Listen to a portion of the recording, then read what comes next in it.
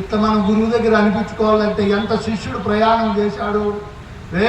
కొట్టితి తిట్టితి శ్రమలను పెట్టితి నీ మనవి చెవినం పెట్టక పెడచెవు పెట్టితి మొట్టితి వెడలను కొట్టితి. ఇన్ని పనులు చేసినాడంట ఆ గురువు. మన గురువు పొరపాటున ఏదన్నా అంటే వేరే పార్టీకి వెళ్ళిపోతున్నాం. మళ్ళీ వాడు ఉన్నదే ఉన్నాడు ఈ సభలో. ఇక్కడ శిష్యుడు ఎటువంటి వాడు 9 పనులు చేశాడు. ఎన్ని పనులు? 9 పనులు చేశాడు. నాకు కూడా ఈ మధ్య సభలకు రావాలనే దానిపైన రాగం నశించింది. వచ్చినప్పటి నుంచి టెన్షన్. ఇంక అధ్యక్షుడు చాలా అంటాడేమో. ఇంత ఖర్చు పెట్టి దయానిధి హరి గారు ఎన్నో లక్షలు పెట్టి సభ చేసినప్పుడు మెసేజ్ ప్రజల్లోకి మన సిద్ధాంతం ఘనమైనటువంటి బోధ ప్రజల్లోకి పోవాలంటే ఆరూఢులైన వారు కొంత సమయం ఇవ్వాలి. వాళ్ళు అధ్యక్షులు గంట సేపు చెప్పారు. ఏదో సబ్జెక్టు తీసుకోవాలి, పొగడ్తలు మాట్లాడకూడదు. ఇక్కడ పరిపూర్ణ బోధ ఎరిగిన వాడు పొగడ్తలు లేకపోకూడదు. సబ్జెక్టు తీసుకొని దంచాలట్లే. ఇది నా మన బోధకు గొప్పతనము. ఇలా ఉండాలి, అలా ఉండాలి. ఒకవేళ నీకు ఇన్ని ఉంగరాలు బిరుదులు అన్నారనుకో, నువ్వే చెప్పావు మొదట అధ్యక్షులే. దూషణలు భూషణలు లెక్కించకుండా నిర్మలంగా ఉండాలి. అది ఎన్నన్నా దూషణలు భూషణలు వస్తూ ఉంటాయి. మళ్ళీ ఆ టాపిక్ లేకపోకూడదు. స్థితి పొందిన వారు ఇట్లా అనుకొని నిర్మలంగా ఉండాలి. సభలో ఆ మాటలు మాట్లాడకూడదు. బోధే మాట్లాడాలి. ఇంకా బోధ ఏం చేయాలి? ఈ శిష్యుడు ఇంత దీర్ఘ ప్రయాణం చేసే స్థితిని పొందినాడంటే ఆషామాషి కాదు నాయన. ఇన్ని రకాల గురువు ఎందుకు చేశాడు ప్రయోగం శిష్యుడి పైన? నీ ఓపిక తెలుసుకోవాలని, నీకు కోపం పోవాలని. ఏమి బోధ ఈ బోధ? నీ ఓపిక నాకు తెలియబడాలి, నీకుండే కోపం పోవాలని చెప్పి ఈ శిష్యుడు ఎటువంటి వాడు? గురుదేవా, నీవెంత కొట్టి తిట్టిన నేను విడిచేవాడను కాదు నీ చరణములు. చరణములు అంటే 2 అర్థాలు వస్తాయి. పాదములని ఒక అర్థము, గురువు చెప్పిండే పదాలని ఒక అర్థం. ఇక్కడ గురువు పాదాలు ద్వాదశి షోడశి నేను వదలనయా. నువ్వెంత కొట్టినా తిట్టినా చావు కానీ లాస్ట్కి పెళ్లి కానీ నీ దగ్గరే కావాలి. ఏం కావాలి? చావు అంటే నేననే వస్తువు అహమాయ రహితము కావాలి. చచ్చిపోవడం అంటే మామూలు చావు కాదు ఈ మాటలు. పెళ్లి అంటే ఏమి? ఈ బోధతో వివాహం కలగాలి. చూడు, 2 చెప్తాడు అక్కడ. చావు అయినా నేను రహితం కావాలన్నా, ఈ బోధన తెలుసుకొని ఆ కథలో చెప్పినట్లు పరమానంద భరితంగా ఉండాలన్నా అది మీరే కలిగిస్తారు నాయన. అటువంటి నిజభక్తుడు రా, నే కనుగొంటి నీ నిష్ట అని గురువు శ్లాఘిస్తాడు. శిష్యుని శ్లాఘించి, ఒరే మన ఇద్దరి మధ్య ఎట్లా సంబంధం ఉంది? నా నోటి మాట వెంబడి తానెప్పుడు సంచరించే. 1 నిమిషంలో ముగించేస్తాడు. ఎందుకు గురువు అంటే మనం సంచరించలేకుండా ఉన్నాము? పరిపూర్ణ బోధ తెలుసుకోవాలని గురువు దగ్గరికి శిష్యుడు వచ్చినప్పుడు మొదట భద్రాద్రి రామశతకం నేర్పించాలి, గురుగీతలు నేర్పించాలి. అదే సమయంలో అధ్యక్షులు చెప్పారు, మీరు యూట్యూబ్లో అక్కడ ఇక్కడ బోధలు చెప్తున్నారు, చెప్పొద్దండి. నేను 4 సంవత్సరాల నుంచి నన్ను ఆశ్రయించి చెప్పు స్వామి అనే వాళ్ళకు ఆ జూమ్ మీటింగుల్లో స్కంద పద్యాలు, గురుగీతలు, తరువాత నిత్యానుష్ఠానము, ఇప్పుడు భగవద్గీత చెప్తున్నాం. అధ్యక్షులు చెప్పేది మంచిదే. మేము ఎంత జూములో ఎన్నేళ్ళు చెప్పినా అసలు రహస్యం చెప్పము. ఇది ఒక కిటుకు. మళ్ళా మన బోధ గొప్పతనము నేర్పుతా పోతామే కానీ వాత్సాయన కామసూత్రాలు, మీరు కలిసోడప్ప శతకాలు చదవండి, భలే వర్ణిస్తారు స్త్రీ పురుష సంభోగం గురించి. అక్కడ ఏమి వస్తు నిశ్చయంగా యథార్థంగా ఏమీ ఉండదు. మేము కూడా జూముల్లో సాయంత్రం మళ్ళీ సబ్జెక్టు నేర్పిస్తున్నాం. ద్వాదశి షోడశి ప్రారంభమైనా చెప్పం. దాని అర్థం తనకు శరణని ఎవరైతే గురుపాదములు గడిగి ఆ స్థాయికి వస్తారో వాళ్ళకే చెప్తారు రహస్యాలు. అందరికీ ఏం చిక్కబట్టిందో చెప్పేకి వాళ్ళు ఎంత ప్రాధాన్యపడినా ఎన్ని రకాలుగా మనకు సేవ చేసినా చెప్పడు గురువు. ఆ స్థాయికి రావాలి. ఆ స్థాయికి అంటే కందార్థాలు ఎవరికి అర్థమవుతాయి? పరమాత్మ స్థానానికి వచ్చి పరమాత్మకే సందేహం వచ్చినప్పుడు. చతుర్వేదాలలో, ఉపనిషత్తుల్లో, మంత్రశాస్త్రాలు, యోగ శాస్త్రాల్లో ఏ వస్తువు అయితే పరమాత్మని ఘోషించాయో ఆ పరమాత్మ స్థానానికి వచ్చి ఆ పరమాత్మకే సందేహం వచ్చినప్పుడు చెప్పేది కందార్థం. మేము ఎన్ని గంటలు చెప్పినా మీ కందార్థాల లోపలే అర్థం మామూలు జనులకు అర్థం కాదు. ఏందో వాళ్ళు మాట్లాడుకుంటారని లేచిపోతారు. గురుపాదం బట్టి గురుబోధ రహస్యం తెలిసి నేను పరమాత్మను అనేవాడికి అర్థమవుతుంది. దీక్షితేం ఎవరికి అర్థమవుతుంది? పరిపూర్ణ బోధ ఎరిగి పరిపూర్ణాన్ని ఎరుకను వస్తునిశ్చయంగా దర్శించి ఎరుక లేనే లేదనే వారికి దీక్షితేమో అర్థమవుతుంది. శ్రీకాకుళంలో చెప్పాను ఆ బోధ. ఒకడెవడో వాట్సాప్లో పెట్టాడు, ఆ స్వామి లేదన్నాడు, ఈ స్వామి లేదన్నాడు. ఇక్కడ ఉండే వాళ్ళు కొంతమంది దాన్ని సమర్థించినారు. అవును బలి చెప్పినావు. ఏంది బలి చెప్పారు? నువ్వు గురువును కాక మళ్ళీ ఇంకొకరెవరినో పట్టుకొని పూజిస్తే నీకు బోధ ఏమర్థమైంది? తనను గురుస్థానానికి తెప్పించేది పరిపూర్ణ బోధ, ఆ తర్వాత దానికి భంగం కలిగించేది పరిపూర్ణ బోధ, నిర్మలాంతఃకరణ స్థితిని కలిగించేది పరిపూర్ణ బోధ. ఇంత గొప్ప బోధ నా నోటి మాట వెంబడి, రే శిష్య, నా మాట ప్రకారం, నా స్థాయి ప్రకారం నువ్వు నన్ను వెంబడించి ఎట్లా వెంబడించినావో అప్పుడే నీకు ఈ బోధ చెప్పాను రా. నీ భావము నా భావము సరిపడింది. ఇంక నువ్వు ఈ బోధ ఎవరికంటే వాళ్ళకి చెప్పొద్దు, అంతటోలకైతే చెప్పుకోని గురువు ఆశీర్వచనం చేసి శిష్యుని ఈ విధమైనటువంటి స్థితిగతులను కల్పించేది. ఇటువంటి స్థితిగతులను పొందిన గురువు పరధనమును మట్టి పిల్ల వలె చూస్తాడు. వాడు పరస్త్రీని తల్లి వలె భావిస్తాడు. ఏ దురాచార వృత్తులు చేయకుండా సదాచార వృత్తి సంపన్నుడై ఉంటాడు.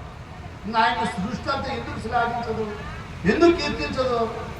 ఆ అద్భుతమైనటువంటి స్థితిగతులను కలిగించేది పరిపూర్ణ బోధ. ఇట్లా బోధలో మనం అందరం ఉండి ఆ స్థితిని పొంది అందరికీ పెంపొందింపజేయాలి అంటే మనందరం ఐక్యతగా ఉండవలసిన అవసరం ఇప్పుడు ఏర్పడింది. ఎంతైనా ఉంది. అధ్యక్షులు చెప్పినట్లు ఒకరిని ఒకరు మనం విమర్శించుకోకూడదు, ఎవరిని విమర్శించకూడదు, ఒకరిని గౌరవించుకోవాలి. మహమ్మదీయుల్లో ఇద్దరు ఇమాములు చూస్తానే సలాం అలేకుం భయ్ అని కౌగలించుకుంటారు. ఇద్దరు పాస్టర్లు ఒకరికొకరు కనపడతానే ఇట్లా అనుకొని ఆహా యేసా ప్రభువా అనుకుంటారు. మన దేవుని బిడ్డలు అనుకుంటారు.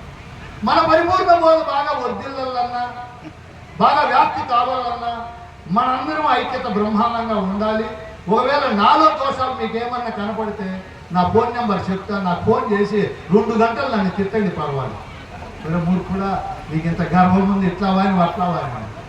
ఇతరుల దగ్గర విమర్శించినారనుకో, తెలుసో తెలియక నాకు పెద్ద పేరు వచ్చింది ఈ బోధలో. నాకు తెలిసిందో తెలియదు ఇతరులు ఆ సమాఖ్యకు ఉపాధ్యక్షుడని అలా ఇలా అని. అప్పుడు నన్ను ఈ విధంగా దూషణ చేసినప్పుడు బోధను దూషించిన వాళ్ళు అవుతారు. ఈ బోధను బాగా అర్థం చేసుకుంటే వాడు సామాన్యంగా గురుద్రోహం చేయడు, స్వార్థానికి ఈ బోధను వాడుకోడు, ఏ పొరపాటు చేయడు. బుద్ధి కలిగిన వాడు పురుగులు పడతాయి. గురువాక్యాన్ని విశ్వసించిన వాడు, గురు మాట లోబడి జీవించకుండా ఉండేవాడు ఎట్టి పరిస్థితుల్లో రౌరవాది నరకం అనుభవిస్తాడు. వానికి ఎక్కడ పుట్టుగతులు ఉండవు. దీక్షితులు ఆ మాట చెప్పాడు, కృష్ణప్రభువులు చెప్పాడు, భద్రాది రామశతకంలో పరశురామ నరసింహదాసు, ఇంకా పండితారాజ్యులు ఇంకా ఎన్ని కోణాల్లో చెప్పాడు. మనం ఈ బోధన తెలుసుకొని బాగా అనుభవించాలి. ఎప్పుడు బోధానందంగా ఉండాలి. లౌకికంగా మానవమానాలు, జయాపజయాలు, కష్ట నష్టాలు, సుఖ దుఃఖాలు ఎన్ని వచ్చినా కూడా ఈ బోధన మనం మరవకూడదు. ఇంత బోధన మరవకుండా డబ్బు ధనము భోగభాగ్యాలు అనుభవిస్తే కొంతకాలమే ఉంటుంది. ఈ బోధ ఒక్కసారి గురుముఖేన మనకు అర్థమై బయలుని దర్శించినాను అనుకో, కృష్ణప్రభువులు ఇంటికి వస్తాడు గురువు దగ్గర బోధ తెలుసుకొని. ఇంట్లో ఉండేవాళ్ళు మళ్ళీ పెళ్లి చేసుకొని అయినా, సంసారం చేసుకొని అయినా, అది చేసుకొని అయినా, ఇది చేసుకొని అయినా అని ఎన్నో కోణాల్లో చెప్తాడు ఆయన. ఇంకొద్దు నాకు బోధోపరతి వైరాగ్యం కలిగింది ఆ మహనీయునికి. శ్మశాన వైరాగ్యము, పురాణ వైరాగ్యము, ప్రసూతి వైరాగ్యము, రోగ వైరాగ్యాలు ఇట్లాంటివి కలగకుండా ఏం వైరాగ్యం కలిగింది? బోధోపరతి. బోధ ఎప్పుడైతే గురువుకైనా విన్నాడో, బోధ అర్థమయ్యిందో, నేను ఇక దానితోనే రచి చేస్తా, నాకు భార్య, పిల్లలు, సంసారము, భోగభాగ్యాలు, కీర్తి ప్రతిష్టలు వద్దన్నాడు ఆ మహనీయుడు. అటువంటి వారసులు ఉన్నాం, ఘనమైనటువంటి వారసత్వంలో ఉన్నాం. ఎప్పుడు బోధతోనే రతి చేయాలి, బోధానందమే అనుభవించాలి, బోధ స్థితిలోనే మనం ముందుకు పోవాలి. శిష్యులు, ఆశ్రమాలు ఇవన్నీ భ్రమను, భ్రాంతిని, లంపటను కలిగిస్తాయి. అవన్నీ వస్తే అదో రకం రానిలే. మనం కావాలి అనకూడదు, వద్దు అనుకోకూడదు. ఇంత ఘనమైన స్థితిని మనం అందరము పొంది ఎంతో ఏ ప్రయాసలు పడి దయానిధి హరి గారు ఈ మహాసభలు పెట్టాడు. అంతో ఇంత ఇక్కడి నుంచి మనం ఇంటికి తీసుకొని దాన్ని అనుభవించాలి. ఇక్కడే వదిలిపెట్టకూడదు. విన్నామా పోయిందా అనుకోకుండా ఏం చెప్పారు సభలు అంటే భలే చెప్పారు, ఏం చెప్పారంటే భలే చెప్పారు.